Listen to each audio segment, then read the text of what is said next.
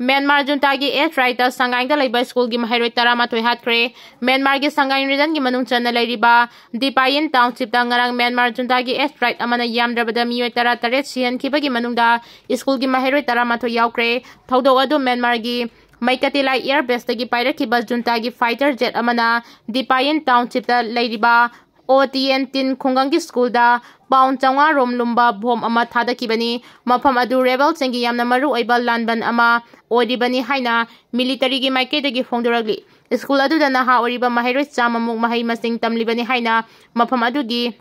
Unkapta Laiba Mioi Singna Fondoragli. Jet fighter adugi makol tarakpada bom du tabana hanki hairi maram aduna nanthok phamgi matam phangki dabani mafam aduda leiba education at group amana fongdorapagi matungina punna mioi tara taret sikiba aduda ayambadi Mahei Roi ngaktani sibagi masing adu makhatana hengalakpa yabagi khudong chaba leiri atoba mioi kunthra rom thodo aduda soktuna aruba phibam dal leiri badu madik chaba layeng pham leitabana makoi su sirakpa yabagi tanja leiri hairi township adu national unity government ki makhada leibani Center na Manipur crisis thuna loisina ba sugru ki lusingba yauna kangpokpida mifam pangthokre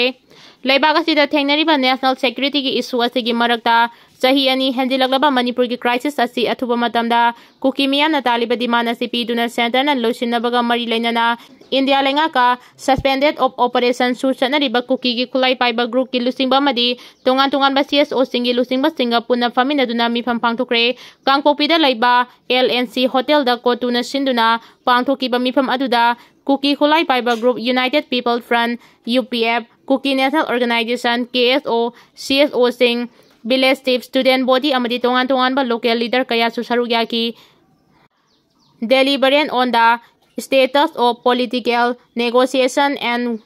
way forward for separate administration, key social concern and cohesion,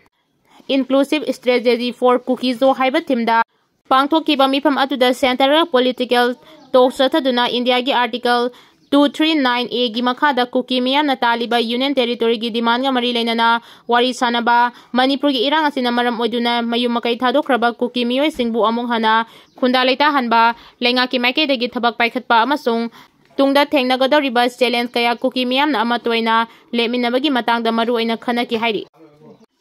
Kotu gi chairman Thanglen Kipjena athuba matamda Kuki Myanmar taliba political demand asi center na ubiduna center ga wari sanaba matamda sanagadabani KSO amasung UPF ki spokesperson Dr. Silent Haukip amadi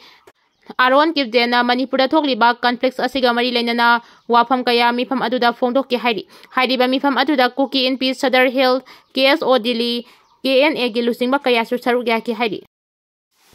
India gi makok thongba military official tingna operation sindur gi matang amasung makhatana section bagi khongthang thamkre operation sindur gi matang dang ngarang India gi military gi makok thongba official tingna makhatana lebak asina lokhat kadaba maru oiba khongthang singi matang da paumi singi mamang da wafam kaya phongdokre Vice Admiral oibata natana India gi Director General Naval Operation gi thopuriba AN Pramona phongdokibada Indian Navy gi lieutenant chatakiba surveillance na Pakistan lom dagi pirakba threat kaya ama makhatana thugaina ba amadi ngamhandana ba thabak chathagigani hairi India gi maikaida air defense ki marol kaya yamba mechanism leiri machina yeknaba gi threatsing adu neutralize tawbada luna thokloi haiki ngasigi joint briefing aduda sarugya ki ba Indian Army gi Director General of Military Operation Lieutenant General Rajiv Gaisu sarugya ki mahangna phongdoki bada India gi defense ta leiriba marol masing yamlaba system asida Pakistan gi maikidagi kariguma makhal amatagi mawungda thugaiba ngambagi pangal leite mahangna makhatara duna counter unmanned aerial system air defense weapon amasung electronic warfare gi leiriba masaksing asina Pakistan gi attack sing adubu laina ngakthokpa ngami hairiba masaksing asigi apunba pangal asina Pakistan gi air force singna India gi mafam singda Paisinba ngamdribani nong thakta lakba attack sing adubu lengjumda kenduna kapa yaba khulai fawada Indiana sijinari Political party taramanga gi mihu singna Governor Unakhre Manipur da NRC pangthoklaba matungda delimitation tawgani haibagi thajaba pirakli Kumdali singani ga amagi asoiba census sa yumpham oiraga delimitation tawbiganu madugi mahut Kumda 2023 census kanglon chumna pangthoklaga maduda yumpham oiraga delimitation tawbiyu haina Manipurda leiriba tongan political party 15 gi mihusingna Manipur Governor Ajay Kumar Bhala unaduna taksinkre Aadhaar based tawba NRC mapung fana pangthoklaga kumda 2023 anoba census pangthoklaga delimitation tawgani haibagi thajaba pirakle haina NPP gi state president Yumnam Joy Kumar na phongdokre Supreme Court na thokliba order amagi matungina Manipur gi lairiba assembly constituency singi delimitation tawnabagi wafam lakpa asida National People's Party NPP Aam Aadmi Party AAP CPI CPIM Republican Party of India Athawale Naga People's Front NPF yauna tongan ma political party 15 na khudek piraga delimitation asi kumda 2023 ta pangthokadaba census report matungina tawbiyu haiba memorandum ama governor da ngarang pisin kibaga loinana mihusinga Manipur governor ga unaduna taksinkhra hairi Operation Sindur gi matung Prime Minister Modi na ahan boina laibak miyam da wangangkre armed forcing da salute tawkre Operation Sindur gi matung Prime Minister Narendra Modi na laibak miyam da mahaki ahanba warol thamkre amasung Pahalgam terror attack adu kanang condemn tawkre akanba wahai gi message amada Operation Sindur ase terrorist amarom hen hatuna Pakistan gi terrorism da piba pakumni haina mahangna haikre Operation adu pangthokpagi dama Indian Armed Forces ngi mathongna aduda mahangna salute tawkre amasung madu laibak asigi isen kudingmak aikhogi laibak ki mama kudingmak ta kathokre haukiba numit kharani da laibak asigi capability amasung khangba kanba adu aikhoi pumnamangna ukre aihangna armed forces military intelligence agency amasung scientist singda salute tawjari haina mahangna haiki mahangna makhatana phongdokibada India gi mathakta satharakpa terrorist attack matiksa ba paukum ama mayoknagani amasung paukum adu aikhoi gi apama mawongda oigani Operation Sindur sumnagi maming khaktamak nate masi laibak asigi million kaya gi ithil gi mami amani